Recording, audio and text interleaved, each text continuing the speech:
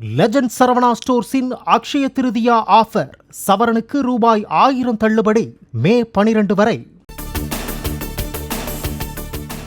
10ஆம் வகுப்பு பொதுத் தேர்வு முடிவுகளை வெளியிட்டது தமிழ்நாடு அரசு தேர்வுகள் துறை இயக்ககம்.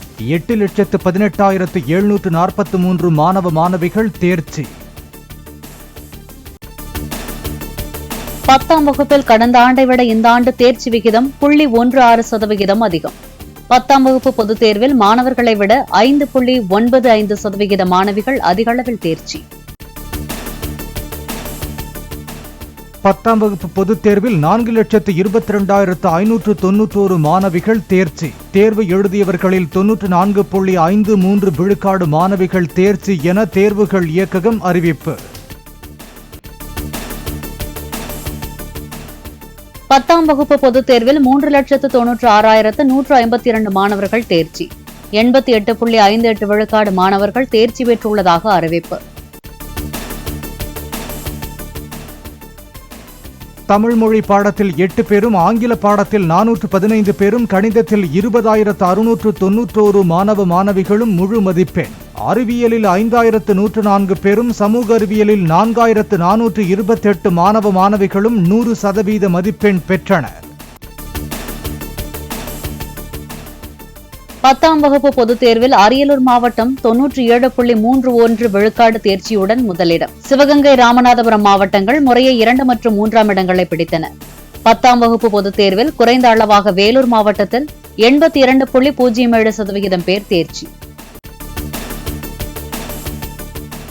10ஆம் வகுப்பு தேர்வு எழுத தவறியவர்கள் மற்றும் தேர்ச்சி பெறாதவர்கள் நாளை முதல் துணைத் தேர்வுக்கு விண்ணப்பிக்கலாம். வருகிற ஜூலை மாதம் 2ஆம் தேதி மறுதேர்வு நடைபெறும் என அரசு தேர்வுகள் இயக்ககம் அறிவிப்பு. 10ஆம் வகுப்பு மாணவ மாணவிகள் மறுகூட்டல் அல்லது மறுமதிப்பீடு செய்ய மே 15ஆம் தேதி முதல் 20ஆம் தேதி வரை விண்ணப்பிக்கலாம்.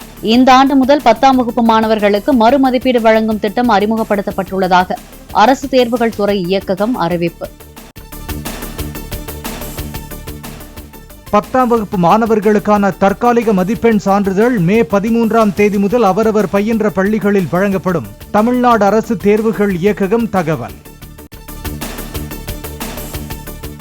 தமிழகம் மற்றும் புதுச்சேரியில் 10 மற்றும் 12ஆம் வகுப்பு பொதுத் தேர்வில் வெற்றி பெற்ற மாணவர்களுக்கு தமிழக வெற்றிக் கழக தலைவர் விஜய் வாழ்த்து. விரைவில் சந்திப்போம் என்றும் எக்ஸ் வலைதளத்தில் பதிவு. மேற்கு தொடர்ச்சி மலையை ஒட்டியுள்ள மாவட்டங்கள் மற்றும் தென் மாவட்டங்களில் நாளை முதல் 5 நாட்களுக்கு ஓரிரு இடங்களில் கனமழை பெய்ய வாய்ப்பு. மதுரை, விருதுநகர் உள்ளிட்ட தென் மாவட்டங்களில் நாளை மறுநாள் கனமழை பெய்ய வாய்ப்பிருப்பதாக சென்னை வானிலை ஆய்வு மையம் அறிக்கை. மதத்தின் அடிப்படையில் இடஒதுக்கீடு என்பது டாக்டர் அம்பேத்கரால் இயற்றப்பட்ட அரசியல் சாசனத்திற்கு எதிரானது என்று பிரதமர் மோடி பேச்சு. தாம் உயிருடன் உள்ளவரை பிற்படுத்தப்பட்டோர், பழங்குடியினருக்கான இடஒதுக்கீட்டை மத ரீதியாக வழங்குவதை ஒருபோதும் அனுமதிக்க மாட்டேன் என்று மோடி உறுதி. தமிழக அரசின் யானை வழித்தடங்கள் குறித்த வரைவு அறிக்கைக்கு எதிர்க்கட்சித் தலைவர் எடப்பாடி பழனிசாமி கண்டனம். யானை வழித்தடங்கள் குறித்த முறையான ஆய்வுகள் எதுவும் நடத்தப்பட்டதாக தெரியவில்லை என்றும் குற்றச்சாட்டு. டெல்லி மதுபான கொள்கை முறைகேடு வழக்கில் அமலாக்கத்துறையால் கைது செய்யப்பட்ட கெஜ்ரிவாலுக்கு ஜூன் 1ஆம் தேதி வரை இடைக்கால ஜாமீன். ஜூன் 2ஆம் தேதி சரணடையுமாறு உச்சநீதிமன்றம் உத்தரவு.